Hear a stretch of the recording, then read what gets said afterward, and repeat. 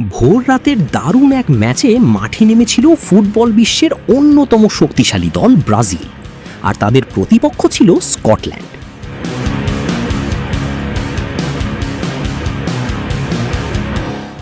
Match শুরু হওয়ার পর থেকেই আক্রমণাত্মক ফুটবল খেলতে থাকে ব্রাজিল।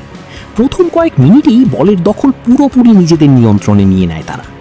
ভিনিসিয়াস জুনিয়র, রদ্রিগো এবং মাঝমাঠে ব্রুনো গুইমারেজ বারবার স্কটল্যান্ডের ডিফেন্সে চাপ সৃষ্টি করছিল। অন্যদিকে স্কটল্যান্ডও কাউন্টার অ্যাটাকে সুযোগ খুঁজছিল। প্রথমার্ধে কয়েকটি দারুণ সুযোগ তৈরি করে ব্রাজিল। স্টেডিয়ামে তখন শুধু ব্রাজিল সমর্থকদের চিৎকার। দ্বিতীয়ার্ধে ম্যাচের গতি আরও বেড়ে যায়। একের পর এক আক্রমণে স্কটল্যান্ডের রক্ষণকে এলোমেলো করে দেয় ব্রাজিলের তারকারা। ম্যাচে দেখা যায় দুর্দান্ত স্কিল, দারুণ পাসিং এবং অসাধারণ কিছু মুহূর্ত, যা ফুটবল ভক্তদের পুরো ম্যাচ জুড়ে এক্সাইটমেন্ট ধরে রেখেছিল। এই ম্যাচের মাধ্যমে আবারও ব্রাজিল দেখিয়ে দিল কেন তারা বিশ্বকাপের অন্যতম ফেভারিট দল। অন্যদিকে স্কটল্যান্ডও সহজে হার মানেনি। তারা শেষ পর্যন্ত লড়াই চালিয়ে গেছে এবং কয়েকবার ব্রাজিলকে চাপে ফেলেছিল।